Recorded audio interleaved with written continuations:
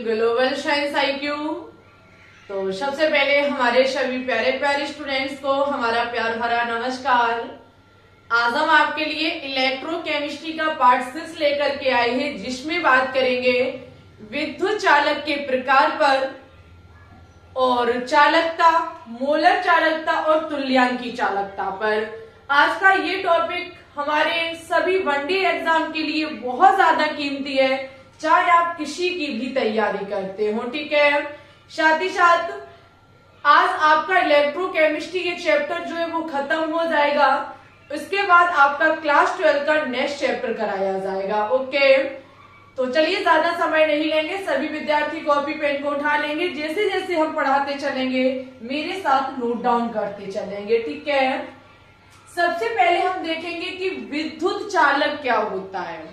विद्युत चालक क्या होता है, हेडिंग लगाइए सभी विद्यार्थी, विद्युत चालक।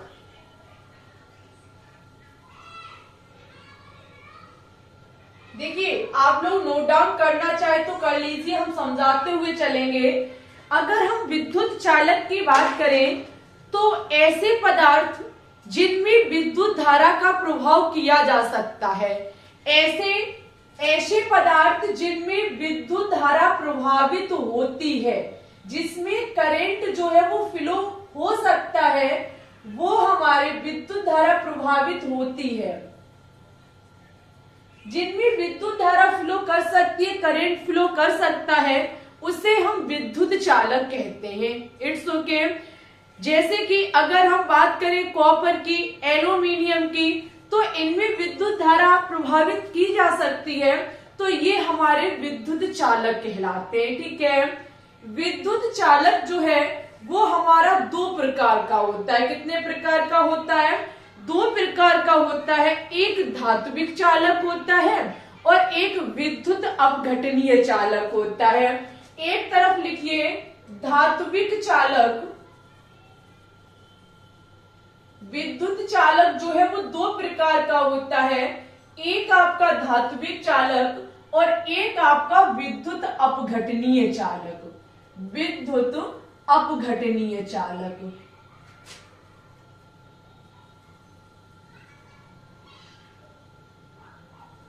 ये टू टाइप से होता है, धात्विक और विद्युत अपघटनीय चालक। अगर हम बात करें कि धात्विक चालक क्या होता है, तो देखिए ये पदार्थ में धात्विक चालक जो होता है, पदार्थ में मुक्त इलेक्ट्रॉनों के कारण जब विद्युत धारा प्रभावित होती है तो उसे कहा जाता है धात्विक चालक। और जब किसी भी पदार्थ में आयनों के कारण विद्युत धारा प्रभावित होती है तो उसे विद्युत अपघट्य चालक कहते हैं। यानी कि यहाँ पर विद्युत धारा का प्रभाव मुक्त इलेक्ट्रॉनों के कारण होता है। विद्युत धारा का प्रभाव मुक्त इलेक्ट्रॉनों के कारण होता है और यहाँ पर धारा का प्रभाव आयनों के कारण होता है। किसके कारण होता है? आयनों के कारण होता है। जैसे यहाँ पे मुक्त इलेक्ट्रॉन का मतलब है, जैसे आपकी कोई आयरन की धातु है तो आयरन की धातु में क्या होता है? मुक्त इलेक्ट्रॉन होता है। कॉपर की धातु में भी मुक्त इलेक्ट्रॉनों के कारण विद्युत धारा का प्रभाव होगा, जबकि विद्युत अपघटनीय पदार्थ में आयनों के कारण। आयनों का मतलब है कि माना कि हमने किसी एक बीकर में NaCl ले लिया, NaCl ले लिया, इलेक्ट्रोड लगाया, जब हम इसमें विद्युत धारा प्रभावित करते हैं तो Na+ बनता है और Cl- बनता है, जिसके कारण यहाँ विद्युत धारा का प्रभाव होता है। तो यहाँ आयनों के कारण हुआ और यहाँ पे मुक्त इलेक्ट्रॉनों के कारण हुआ, ठीक है। यहाँ पदार्थ आपका विघटित नहीं हो सकता है, पदार्थ का विघटन नहीं हो सकता है, पदार्थ का विघटन नहीं हो सकता है।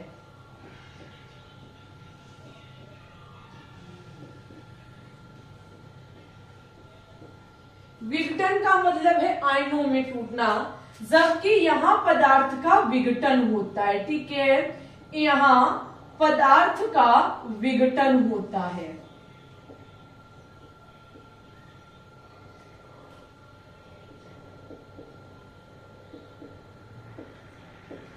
यहाँ पदार्थ का विघटन कैसे, विघटन का मतलब है कि ऐसा कोई पदार्थ जो अपने आयनों में टूट जाता है, ऐसा कोई पदार्थ जो अपने आयनों में टूट जाता है। यहाँ पे जब मुक्त आयनों के कारण विद्युत धारा प्रभावित होगी तो Na+ में टूटता है और Cl- में टूटता है। तो यहाँ आयनों का विघटन होता है पदार्थ में, जबकि यहाँ आयनों का विघटन किसी भी प्रकार का विघटन नहीं होता है। यहाँ मुक्त इलेक्ट्रॉनों के कारण विद्युत धारा का प्रभाव होता है। ठीक है, अगर हम धात्विक चालक की बात करें तो यहाँ पर होता क्या है, प्रतिरोध भी उत्पन्न होता है। यहाँ पे प्रतिरोध भी उत्पन्न होता है। अब आपको हम समझाएं दे रहे हैं, लिखेंगे तो थ्योरी लंबी हो जाएगी। आप लोग सीखेंगे कि धात्विक चालक में प्रतिरोध कैसे उत्पन्न होता है।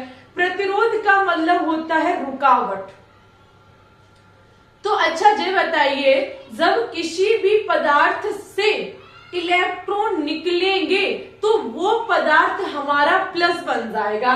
सपोज दैट आयरन से मुक्त इलेक्ट्रॉन निकलेंगे तभी तो इसमें विद्युत धारा फ्लो करेगी। तो यहां से जब विद्युत धारा निकले, वो इलेक्ट्रॉन निकलेंगे तो फिर इस पर प्लस चार्ज भी आएगा, ये पदार्थ हमारा प्लस भी बनेगा। तो वो प्लस ही विद्युत धारा में रुकावट पैदा करेंगे। एक बार हम कैमरा को चेक करेंगे। ठीक है, यहाँ पे माना कि Fe के कारण या हम कहें मुक्त इलेक्ट्रॉन के कारण, मुक्त इलेक्ट्रॉन जब बाहर निकलते हैं तो यहाँ पर प्लस बनता है। क्या बनता है, तो यहाँ पर प्लस बढ़ जाता है, क्योंकि भाई साहब मुक्त इलेक्ट्रॉन निकलेंगे तो प्लस भी बढ़ेगा, और प्लस बढ़ेगा तो ये प्लस जो है वो रुकावट पैदा करेगा। यहाँ पे जो है वो 3 प्रकार का प्रतिरोध बनता है। यहाँ 3 प्रकार से रुकावट पैदा होती है। पहली तो है विलय के बीच में,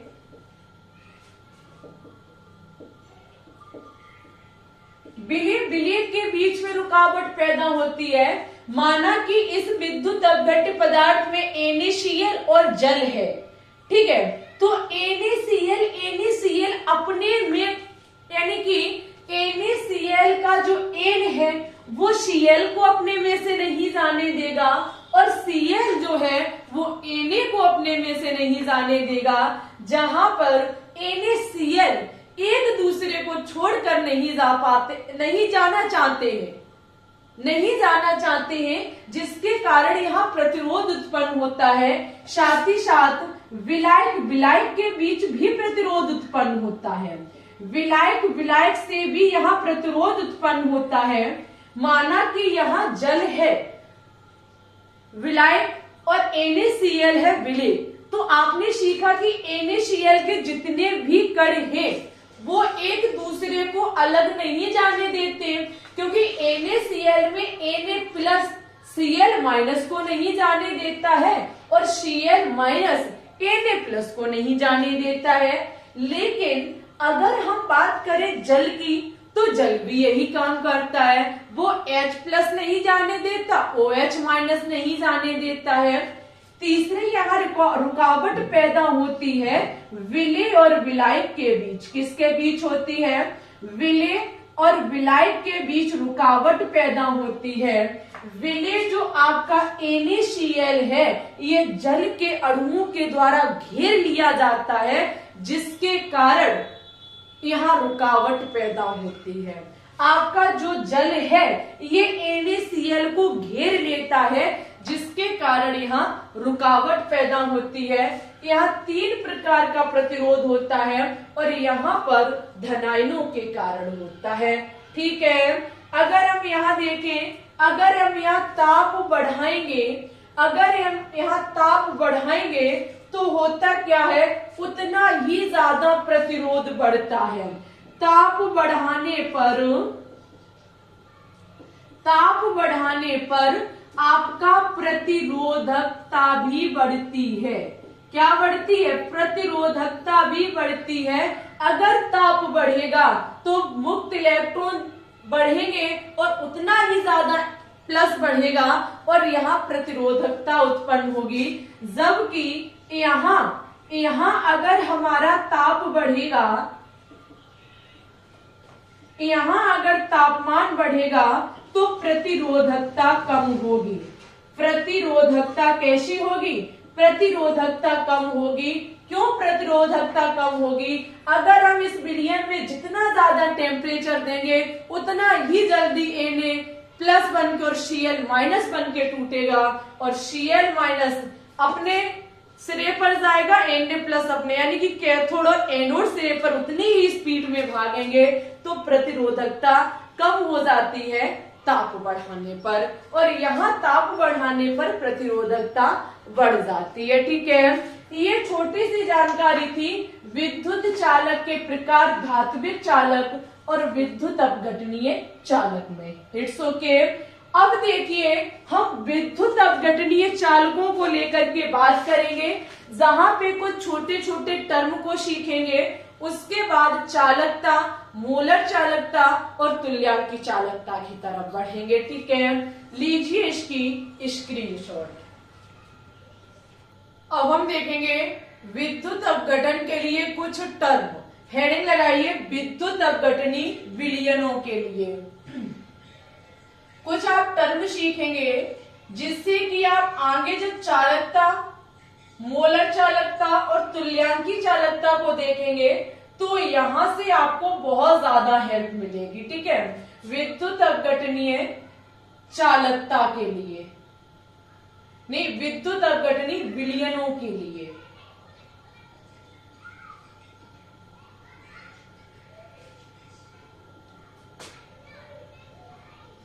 देखिए, अच्छा आपका सबसे बड़ा प्रश्न हो सकता है कि धात्विक जो चालकता भी आपने पढ़ाया उसको लेकर के क्यों नहीं आप बात कर रही, विद्युत अपघटनीय विलयनों के लिए ही क्यों बात कर रही हो? तो देखिए, जब अभी हम चालकता को पढ़ेंगे, मोलर चालकता को पढ़ेंगे, तुल्यांकी चालकता को पढ़ेंगे, तो वहां पे विद्युत अपघट्य जो है इसी के अकॉर्डिंग उसकी स्टडी करेंगे। तो विद्युत अपघट्य से संबंधित कुछ छोटे छोटे टर्म है, कुछ छोटे छोटे पॉइंट है जिन्हें हम एक बार सीख लेंगे। तो जब हम विद्युत अपघट्य से संबंधित मोलर चालकता, तुल्यांकी चालकता और चालकता को पढ़ेंगे तो ये हमारे लिए थोड़ी सी आसानी हो जाएगी। जहां पे सबसे पहले आप देखेंगे प्रतिरोध R बराबर।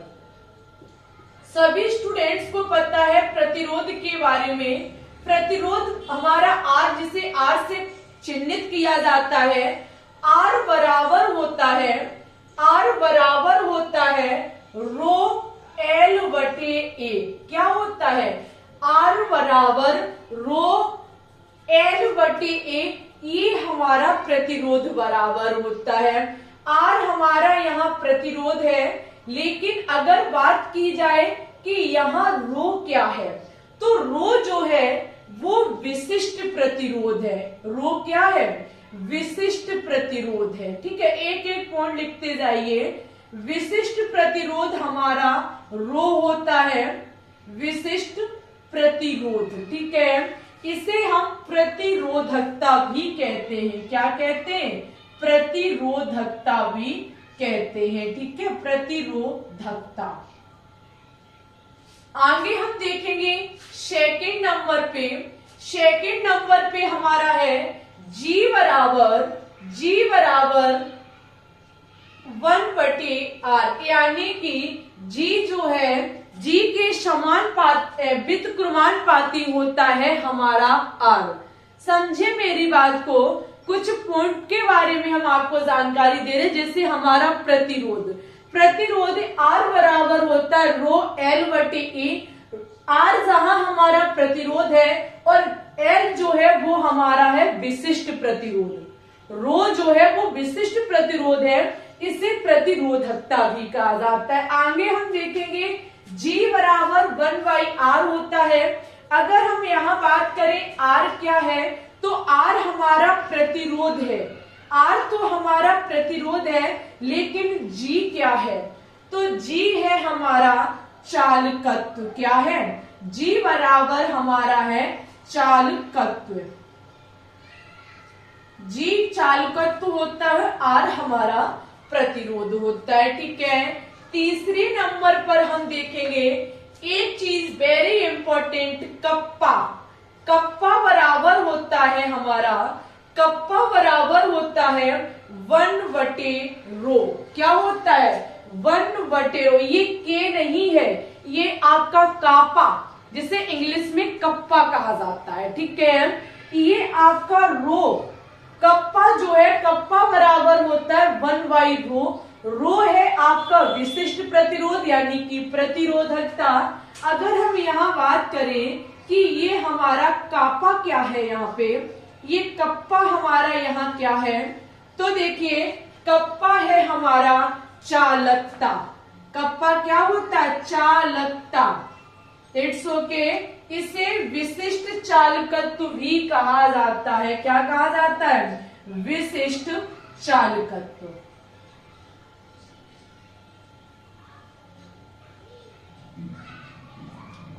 समझिए मेरी बात को। प्रतिरोध R बराबर होता है ρL/A। R प्रतिरोध है, L हमारा विशिष्ट प्रतिरोध है, हम इसे प्रतिरोधकता भी कहते हैं।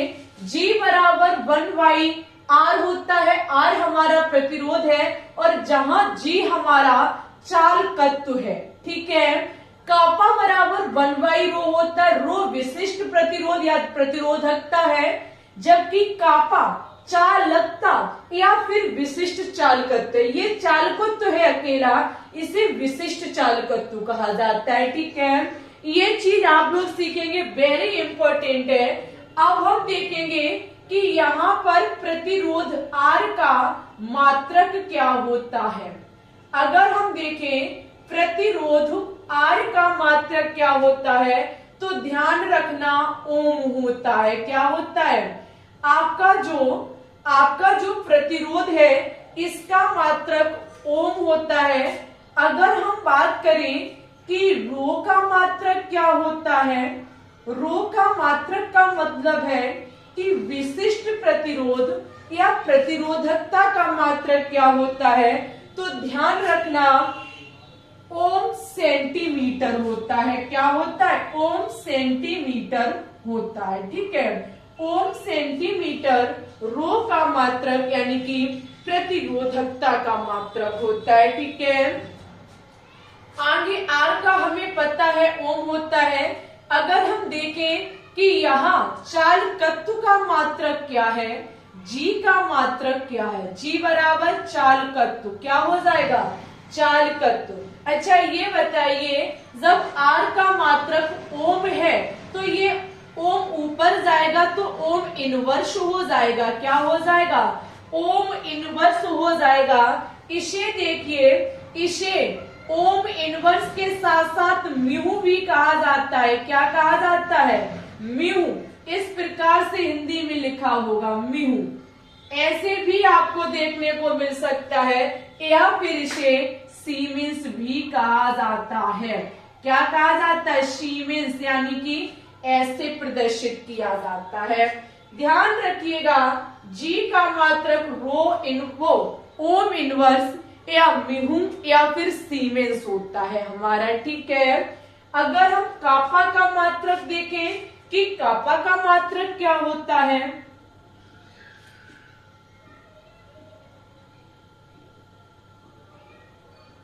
कापा का मात्रक होता है, कापा का मात्रक होगा ओम इनवर्स। देखिए यहाँ पे 1/ρ और रो का मात्रक क्या है? ओम सेमी। ओम सेमी, तो आपका ये जब ऊपर जाएगा तो ओम इनवर्स सेमी इनवर्स हो जाएगा। क्या हो जाएगा? ओम इनवर्स सेमी इनवर्स हो जाएगा।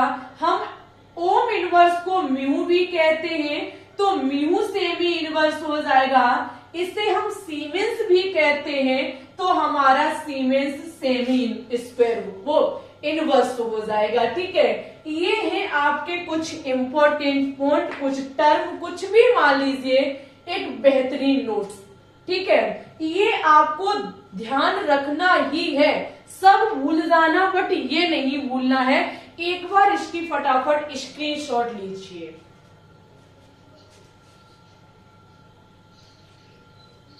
प्रतिरोधकता R जो होता है वो रो L बटे आपका चालकत्व 1/R कापा 1/रो। ठीक है, अब देखिए, अब हम एक चीज यहां देखेंगे, इधर साइड ही देखते हैं। यहां एक चीज हम सीखेंगे विद्युत अपघट्य के लिए। यहां पर कोई एक विलयन लेते हैं हम, समझना मेरी बात को। यहां पे माना कि हमने कोई विलयन लिया, इस विलयन जो है वो हमारा विद्युत अपघट्य विलयन है। कैसा है? विद्युत अपघट्य, यानी कि अपने आयनों में टूट सकता है। ठीक है, इसमें हम क्या काम करेंगे, 2 इलेक्ट्रोड लगा देंगे। एक आपका एनोड होगा और एक आपका कैथोड होगा। एक एनोड होगा और एक आपका कैथोड होगा। हम क्या काम करें, हम विद्युत अपघट्य विलयनों के लिए ही तो इस टर्म को हमने सीखा, इन पॉइंटों को सीखा हमने। एक विद्युत अपघट्य पदार्थ लिया, एक विलयन लिया, इसमें है क्या, ये हमारा विद्युत अपघट्य विलयन भरा हुआ है। हमने इलेक्ट्रोड लिए, प्लस माइनस लिया, हमने इसमें विद्युत धारा का प्रभाव किया। विद्युत धारा से अभी हमें मतलब नहीं है। हमने कहा कि इन इलेक्ट्रोडों के बीच की जो दूरी है वो 1 सेंटीमीटर है। इन इलेक्ट्रोडों के बीच की दूरी 1 सेंटीमीटर है और एक इलेक्ट्रोड का जो क्षेत्रफल है वो 1 सेंटीमीटर स्क्वायर है। समझो मेरी बात को, यहाँ पे हमने कहा कि इलेक्ट्रोडों के बीच की दूरी 1 सेंटीमीटर है और इनका जो अनुप्रस्थ क्षेत्रफल है एक इलेक्ट्रोड का वो 1 सेंटीमीटर स्क्वायर है। जब हम ऐसा कहेंगे तो हमारा फॉर्मूला प्रतिरोध R बराबर कहता है रो L बटे ए। क्या कहता है? रो L बटे ए। अगर हम यहां देखें R बराबर रो जैसे का तैसा, इनके बीच की जो दूरी है वो कितनी है? 1 सेंटीमीटर है। इन इलेक्ट्रोडों का जो क्षेत्रफल है वो 1 सेंटीमीटर स्क्वायर है, तो आपका R बराबर क्या हो जाएगा? रो हो जाएगा। कहने का मतलब है कि अगर हम कोई ऐसा विद्युत अपघट्य लेते हैं, ऐसा कोई हम विलयन लेते हैं जिस विलयन में इलेक्ट्रोडों के बीच की दूरी 1 सेंटीमीटर है, एक इलेक्ट्रोड का क्षेत्रफल 1 सेंटीमीटर स्क्वायर है, तो हमारे प्यारे स्टूडेंट्स R प्रतिरोध जो होगा वो आपके विशिष्ट प्रतिरोध के बराबर होगा। लिख लीजिए, जो आपका प्रतिरोध है, जो आपका प्रतिरोध है वो किसके बराबर होगा? वो आपके प्रतिरोधकता के बराबर होगा। ठीक है, प्रतिरोध जो है वो प्रतिरोधकता के बराबर होगा। ठीक है, प्रतिरोधकता के बराबर होगा। ठीक है, ऐसा कोई भी विलयन लेने पर जहां पर इस प्रकार से हमारी कुछ शर्तें हैं, इलेक्ट्रोडों के बीच की दूरी 1 सेंटीमीटर, एक इलेक्ट्रोड के अनुप्रस्थ काट का क्षेत्रफल 1 सेंटीमीटर स्क्वायर, तो हमारा R बराबर रो हो जाएगा। ठीक है, ये चीज को देखते हुए अब हम पढ़ेंगे चालकता। हेडिंग डालिए सभी विद्यार्थी चालकता के बारे में। ठीक है, लगाइए हेडिंग चालकता। यहां से क्वेश्चंस न्यूमेरिकल वनडे एग्जाम पूछता है और बहुत ज्यादा मात्रक भी आपसे पूछे जाते हैं, तो मात्रक भी आपको ध्यान रखने हैं सभी। ठीक है, मात्रक भी आपको ध्यान में रखने हैं। और देखिए, जो भी विद्यार्थी न्यू है, जो भी विद्यार्थी ओल्ड है, 21 तारीख से एक महासंग्राम हम स्टार्ट करने जा रहे हैं। महासंग्राम आपका स्टार्ट होगा 21 तारीख से। सुबह से 10 बजे से क्लासेस स्टार्ट हुआ करेंगे, जहां पे एक चैप्टर एक दिन में फिनिश कराएंगे, क्लास 12th का। ठीक है, क्लास 12th का एक चैप्टर एक दिन में फ्री मॉक टेस्ट लेंगे। महासंग्राम क्लास, महामैराथन क्लासों के साथ हम खुद कराएंगे आपकी केमिस्ट्री। ठीक है। जो बच्चे बीएससी नर्सिंग एम्स की प्रिपरेशन कर रहे हैं उनके लिए बहुत बड़ा तोहफा है, आप लोगों के लिए बहुत बड़ा तोहफा। अगर महासंग्राम में आप भी चाहते हैं कि हाँ हम भी इसमें हिस्सा ले लें तो चैनल को सब्सक्राइब कर लीजिए, ठीक है। जैसे ही हमारा महासंग्राम स्टार्ट होगा आपके पास नोटिफिकेशन पहुंच जाएगा। हेडिंग डालिए चालकता। तब तक हमारे पास सब 8 दिन है। हमारी कोशिश रहेगी कि 8 दिन में 2 चैप्टर क्लास 12 के हम थ्योरी करा दें। आपका चौथा चैप्टर और आपका 5वां चैप्टर हम इन 2 दिन में कराने की पूरी कोशिश करेंगे। फिर पता नहीं, कोशिश करते रहेंगे, अगर हो जाएगा तो करा देंगे। आप देखेंगे अब चालकता। क्या देखेंगे? चालकता। देखिए अभी आपने देखा प्रतिरोध R बराबर रो L बटे हमारा A होता है। आप क्या काम करेंगे, इन सभी का उल्टा कर दीजिए तो आपका 1/R हो जाएगा। 1/R 1 रो A बटे L हो जाएगा, ठीक है। पूरा आप उल्टा कर देंगे। जब आप उल्टा करेंगे तो 1/R, पेज पलट के देखिए 1/R यानी कि जो आपका था ये G के बराबर था। G चालकत्व बराबर आपका होता है 1/R और 1 रो जो है ये आपका कापा बराबर होता है। कापा बराबर होता है 1 रो, ठीक है। और आपका A बटे L जैसे का तैसा हो जाएगा। आपने एक चीज जानी कि हम चालकता को देख रहे हैं। किसको देख रहे हैं? चालकता को देख रहे हैं। चालकता का मतलब क्या हो जाएगा? अभी आपने देखा चालकता का मतलब कापा। कापा बराबर होता है चालकता या फिर विशिष्ट चालकत्व। It's okay.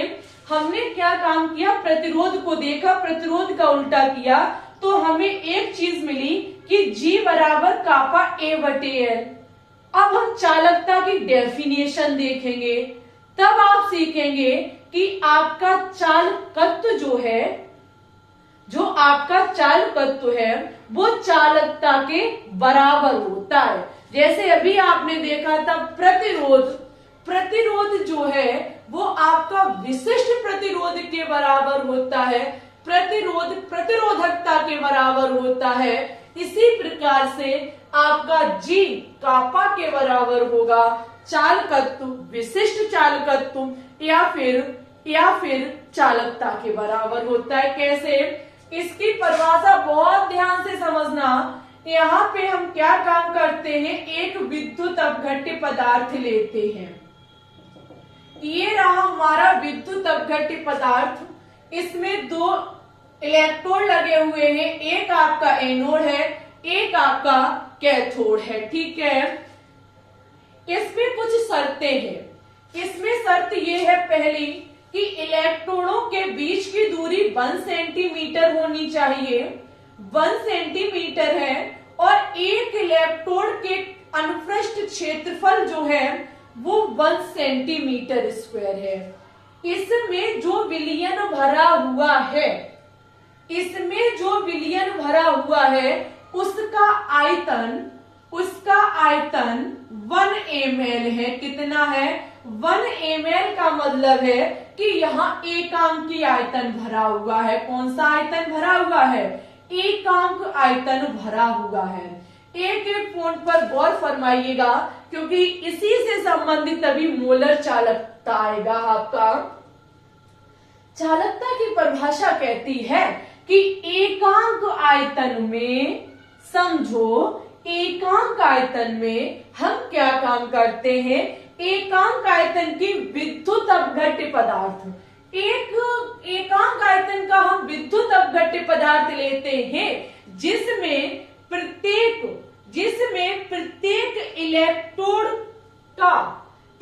इलेक्ट्रोड का अनुप्रस्थ काट का जो क्षेत्रफल है वो 1 सेंटीमीटर स्क्वायर है और यहाँ पर इलेक्ट्रोडों के बीच की दूरी 1 सेंटीमीटर है।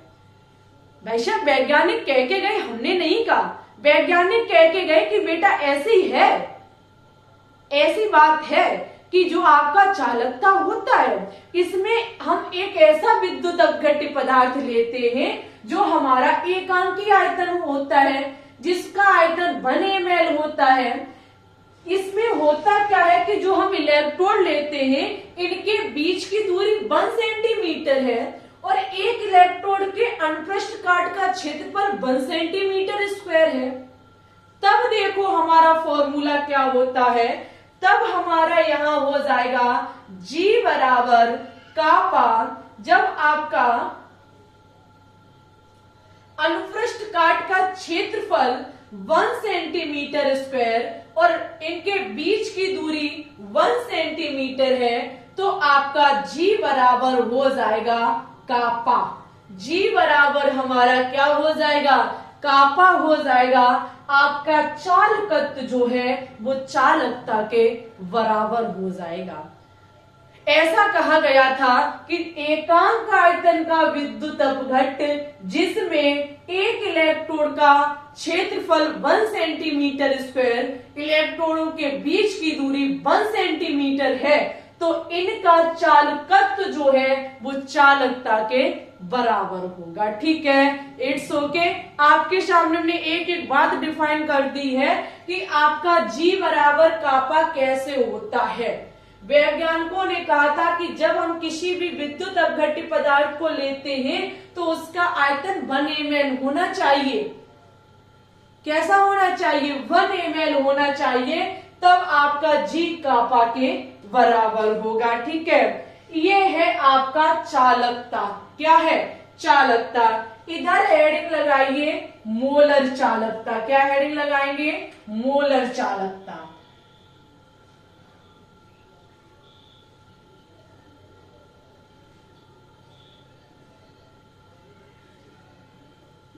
इधर आप लगाएंगे हेडिंग मोलर चालकता। मोलर चालकता में देखो क्या होता है, यहाँ पे उन्होंने कहा कि ऐसा हम विद्युत अपघट्य पदार्थ लेंगे, यहाँ पे हम एक ऐसा विद्युत अपघट्य पदार्थ लेंगे जो कि आपका जिस विद्युत अपघट्य पदार्थ में आपके 1 मोल घुले होंगे। कहने का मतलब है कि यहाँ पर 1 मोल विद्युत अपघट्य लिया जाता है। यहाँ 1 मोल विद्युत अपघट्य लिया जाता है, 2 इलेक्ट्रोड लिए जाते हैं प्लस माइनस।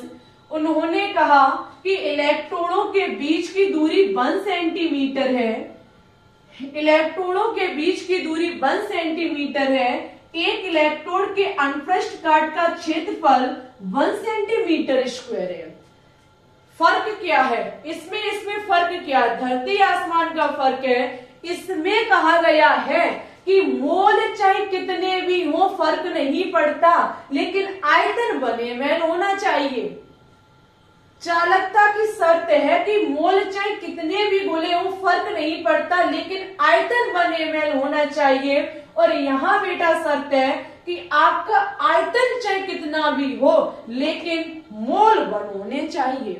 1 मोल का विद्युत अपघट्य होना चाहिए और आयतन चाहे कितना भी हो, लेकिन यहाँ फिक्स था कि एकांक आयतन ही लिया जाएगा। हाँ, इलेक्ट्रोडों के बीच की दूरी 1 सेंटीमीटर है, एक इलेक्ट्रोड के अनुप्रस्थ काट का क्षेत्रफल जो है वो 1 सेंटीमीटर स्क्वायर है। ठीक है, यहाँ पे एक चीज देखेंगे, 1 मोल विद्युत अपघट्य, ये चीज कंफर्म होती, यहाँ आयतन क्लियर था लेकिन यहाँ आयतन क्लियर नहीं है, यानी कि 1 मोल विद्युत अपघट्य हम कह सकते हैं कि 1 मोल जो विद्युत अपघट्य भरा हुआ है उसका आयतन B है। कह सकते कि नहीं कह सकते भाई, बिल्कुल कह सकते हैं। जब यहाँ आयतन कंफर्म नहीं है, यहाँ कहा गया है कि 1 मोल है, तो हमने कह दिया कि 1 मोल विद्युत अपघट्य जो है उसका आयतन V है। B आयतन यहाँ इसका ले लिया हमने। ठीक है, तो अच्छा, जब B आयतन है हमारा और एकांक आयतन की चालकता कितनी है, एकांक आयतन की चालकता कापा है। एकांक आयतन की जो चालकता है वो कितनी है, एकांक आयतन की चालकता कापा है,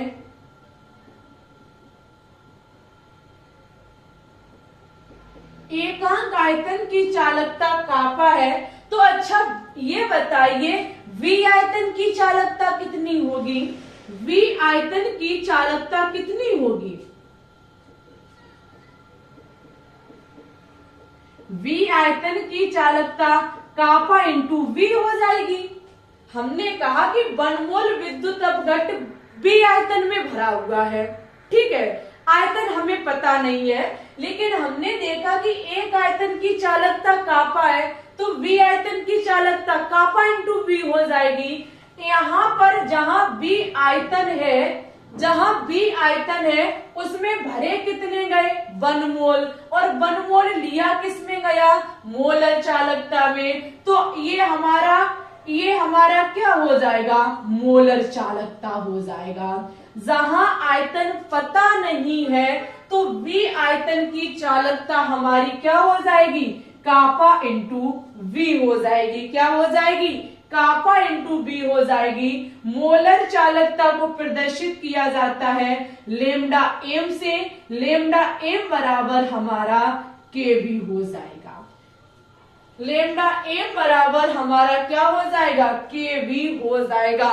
चालकता से हमने मोलर चालकता को निकाल लिया।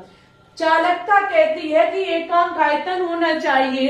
जब हम एकांक आयतन लेंगे तो चालकत्व हमारा चालकता के बराबर होगा। चालकत्व हमारा चालकता के बराबर होगा। जब एकांक आयतन की चालकता कापा है तो वी आयतन की कापा इंटू बी हो जाएगी। और वी आयतन लिया किसमें? मोलर चालकता में, क्योंकि यह आयतन पता नहीं है, बी आयतन है। तो यहाँ पे हमारा लेमडा एम बराबर के बी हो जाएगा, ठीक है।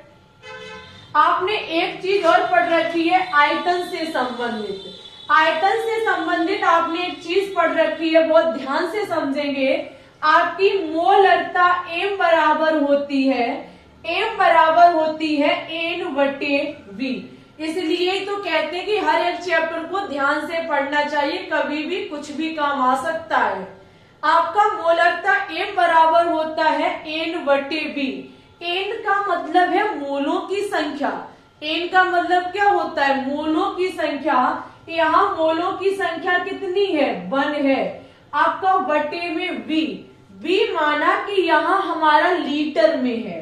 बी आपका यहाँ लीटर में है। अगर हम इसमें 1000 का मल्टीप्लाई कर दें तो ml में बदल जाता है। तो आपका m बराबर, मैं गलत कब गया, मल्टीप्लाई नहीं भाग करेंगे। जब हम इसका भाग करेंगे ml में बदल जाएगा। ये 1000 ऊपर जाएगा तो आपका हो जाएगा 1000 बटे बी। यहाँ से b बराबर हमारा हो जाएगा 1000 बटे m। क्या हो जाएगा? 1000 बटे एम। हम b का मान इसमें रख देंगे तो लेमडा m बराबर k इंटू 1000 बटे एम हमारा निकल के आ जाएगा। ये होता है लेमडा m बराबर k इंटू 1000 बटे एम। जहां k नहीं कापा, जहां पर कापा हमारा जो है वो विशिष्ट चालकत्व है। लेमडा एम हमारी मोलर चालकता है और एम हमारी मोलरता है, ठीक है। हमने आयतन निकाल लिया मोलरता से और यहाँ रख दिया जहां से हमारी मोलर चालकता निकल के आ गई। इसी मोलर चालकता से वनडे एग्जाम न्यूमेरिकल पूछता है, वो आपको मॉक टेस्ट में देखने को मिलेंगे। मोलर चालकता की जो इकाई होती है, यहाँ नोट डाउन कर लीजिए इसकी इकाई। इसकी इकाई होती है siemens metre square, siemens metre square mole inverse, ठीक है। ये इसकी इकाई होती है siemens metre square mole inverse. अगर आपको समझ में आया हो तो प्लीज वीडियो को लाइक कर दीजिए। अब हम देखेंगे तुल्यांकी चालकता को, ठीक है। लीजिए इसकी स्क्रीनशॉट। चलिए तो हेडिंग लगाइए तुल्यांकी चालकता। अब हम देखेंगे तुल्यांकी चालकता।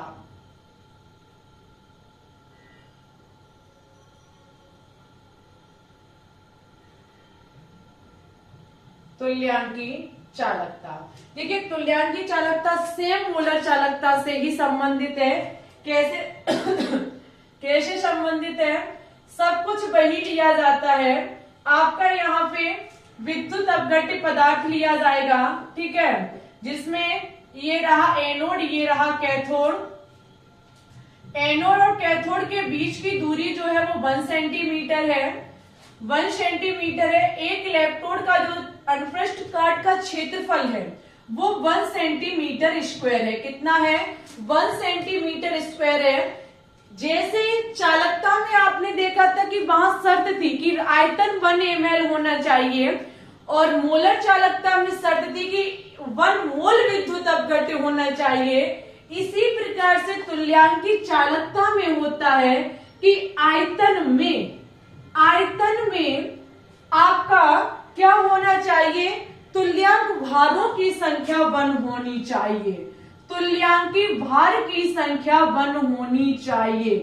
भार की संख्या 1 होनी चाहिए।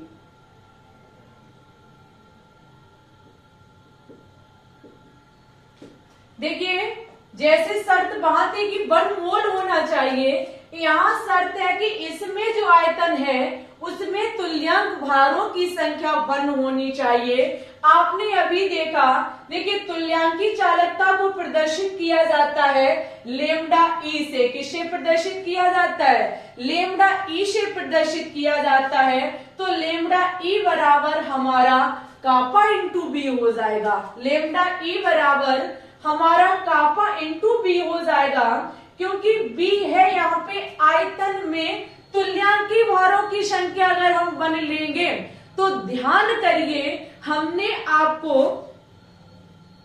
आपको हमने नॉर्मलता पढ़ाया था। क्या पढ़ाया था? नॉर्मलता पढ़ाया था। बी है हमारा यहाँ पे आयतन में तुल्यांकी भार की जो संख्या उपस्थित है।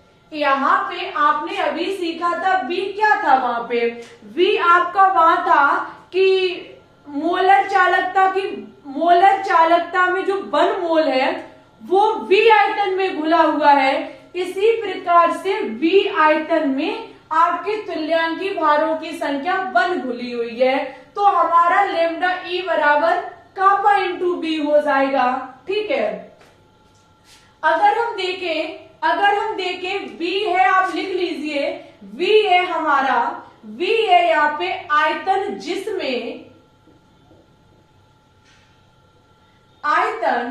जिसमें सीधा आगे नोट डाउन कर दीजिए, आयतन जिसमें तुल्यांकी भार की संख्या 1 है, ठीक है। अगर हम बात करें कि आपका तुल्यांकी भार की संख्या कहां से निकल के आती है, तो सभी को पता है नॉर्मलता m बराबर होता है ग्राम तुल्यांकी भार की संख्या बटे विलियन का आयतन लीटर में। किसमें? लीटर में। हम इसे क्या काम करेंगे? हम इसे बदलना चाहेंगे ml में, तो आपका हो जाएगा ग्राम तुल्यांकी भार की संख्या इंटू 1000 बटे आपका ml में भी। ये तुल्यांकी भार आपका n जो है वो आपका इधर जाएगा, n आपका इधर जाएगा, ठीक है, n आपका इधर जाएगा, b हम इधर ज्ञात करना चाहते हैं। अच्छा, तुल्यांकी भार की संख्या है कितनी? तुल्यांकी भार की संख्या 1 है। यहाँ पे तुल्यांकी भार की संख्या है कितनी? 1 है, इंटू आपका 1000 बटे v हो जाएगा। यहां से आपका निकल के आएगा v बराबर 1000 बटे n। कितना निकल के आएगा? 1000 बटे n। देखिए तुल्यांकी भार की संख्या नॉर्मलता में आती है। हमने देखा नॉर्मलता n बराबर तुल्यांकी भार की संख्या बटे आपका विलियन का आयतन लीटर में। लीटर से ml में बदलेंगे, 1000 का या भाग देंगे, जब भाग देंगे तो 1000 ऊपर पहुंच जाएगा। तुल्यांकी भार की संख्या है कितनी, 1 है, तो जहां से हमारा V बराबर कितना निकल के आएगा, V बराबर हमारा निकल के आएगा 1000 बटे n। क्या निकल के आएगा, 1000 बटे n। यही होता है तुल्यांकी चालकता। तुल्यांकी चालकता का जो मात्रक होता है, इसका जो मात्रक होता है वो ohm inverse cm square, ohm inverse cm square siemens metre square होता है। नहीं, हाँ, ओम इनवर्स सेमी स्क्वायर होता है। क्या होता है, ओम इनवर्स सेमी स्क्वायर जो होता है वो तुल्यांकी चालकता का मात्रक होता है। ठीक है, तुल्यांकी चालकता पूरा मोलर चालकता पर डिपेंड है। बस वहां पे आपका जो था वो 1 मोल लिया जा रहा था और यहाँ पे आयतन में तुल्यांकी भार की संख्या 1 ली जा रही थी। ठीक है, ये होता है। बस आप फॉर्मूला याद रखें क्योंकि यहाँ से क्वेश्चंस पूछे जाते हैं। एक छोटी सी चीज और सिखाएंगे जो कि है आपका तुल्यांकी चालकता और मोलर चालकता में संबंध। कभी कभी वनडे एग्जाम पूछ सकता है, तो हेडिंग लगाइए सभी विद्यार्थी, मोलर चालकता लेमडा एम एवं तुल्यांकी चालकता लेमडा ई में संबंध।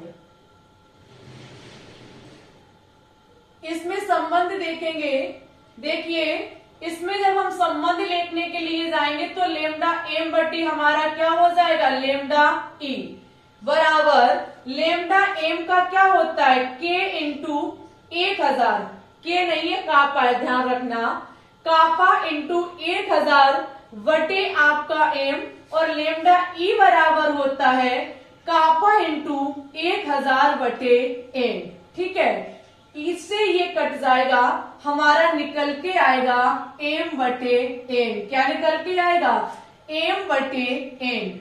एम बटे एन का मतलब है एम बराबर क्या होता है, एम बराबर, अच्छा एम बटे एन नहीं निकल के आएगा, एन आपका ऊपर जाएगा, एन आपका ऊपर जाएगा, एन बटे एम निकल के आएगा, सॉरी एन बटे एम निकल के आएगा। एन बराबर अभी आपने देखा होता है तुल्यांकी भारों की संख्या, आपका एन बराबर होता है तुल्यांकी भारों की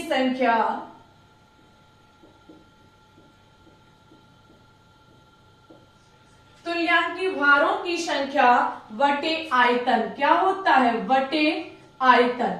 जबकि मोलरता m बराबर होता है विलय के मोलों की संख्या, विलय के मोलों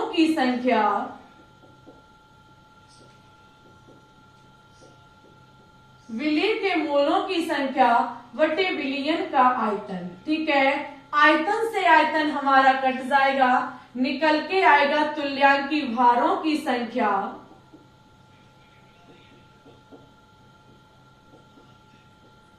तुल्यांकी भारों की संख्या बटे विलय के मोलों की संख्या। क्या आएगा, विलय के मोलों की संख्या,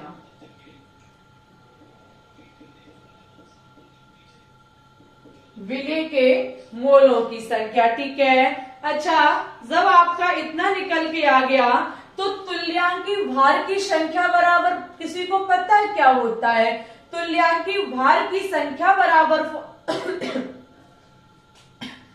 फॉर्मूला होता है भार बटे तुल्यांकी भार। क्या होता है, भार बटे तुल्यांकी भार। तुल्यांकी भारों की संख्या बराबर भार बटे तुल्यांकी भार होता है, और विलय के मोलों की संख्या बराबर होता है भार बटे अणुभार। क्या होता है, भार बटे अणुभार। भार से भार आपका कट जाएगा, मैंने उल्टा कर दिया,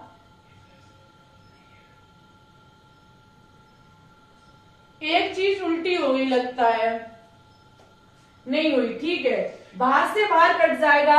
अब आपका जो अणुभार है ये ऊपर पहुंच जाएगा, अणुभार आपका ऊपर पहुंच जाएगा क्योंकि ये चौथे नंबर पे है, तो तो अब आपका हो जाएगा अणुभार बटे तुल्यांकी भार। क्या हो जाएगा? अणुभार बटे तुल्यांकी भार।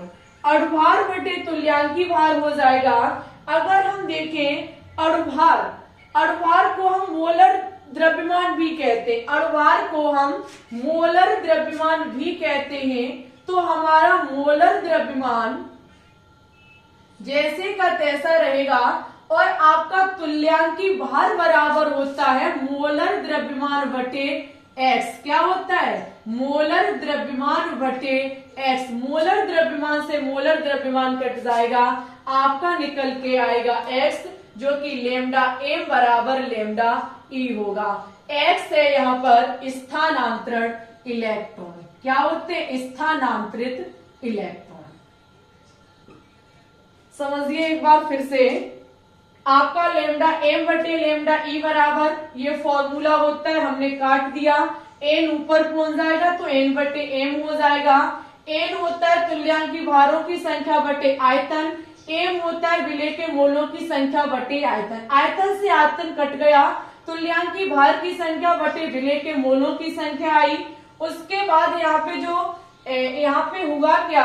तुल्यांकी भारों की संख्या बराबर होता है भार बटे तुल्यांकी भार, और विलेय के मोलों की संख्या होता है भार बटे अणुभार।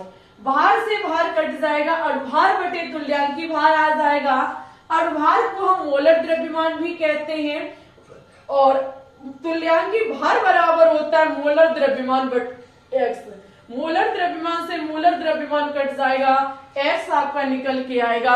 आपने सीखा था नॉर्मलता वाले पार्ट में कि एक्स होता है आपका स्थानांतरित इलेक्ट्रॉन। ठीक है, ये था हमारा लेमडा एम और लेमडा ई में संबंध, और यहीं पे हमारा आज का ये टॉपिक फिनिश होता है। साथ ही साथ इलेक्ट्रोकेमिस्ट्री चैप्टर भी फिनिश होता है। ठीक है, ये जो भी इलेक्ट्रोकेमिस्ट्री के लेक्चर थे, हमने कुछ मैराथन क्लासेस में आपको टॉपिक कवर करवाए, कुछ शॉर्ट में भी करवाए, लेकिन आज हमारा चैप्टर ये कवर हो गया। आप लोगों से हमारी रिक्वेस्ट रहेगी कि आज के इस वीडियो को लाइक, शेयर और चैनल पे न्यू है तो सब्सक्राइब जरूर कर लें। डेली शाम 3 बजे हम लाइव चलाते हैं, जहाँ पे केमिस्ट्री के मिक्सचर क्वेश्चंस कराए जा रहे हैं। सभी विद्यार्थी लाइव में जरूर से जरूर आए। ठीक है, इसी के साथ बताइएगा जरूर कि क्लास कैसी लगी। अच्छी लगी हो तो प्लीज कमेंट जरूर करना। ओके, और जो भी आज की सवाल हमने जो भी यहाँ पे डेरिवेशन कराए हैं, ये फॉर्मूले आप याद कर लेना, क्योंकि यहाँ से न्यूमेरिकल पूछे जाते। कैसे? तो वो आपको हम मॉक टेस्ट में कराएंगे। ठीक है, अभी आप इतने ये सारी चीजें याद कर लीजिएगा। मिलते हैं फिर शाम 3 बजे की लाइव स्ट्रीम में। तब तक के लिए सभी स्टूडेंट्स को ऑल द बेस्ट।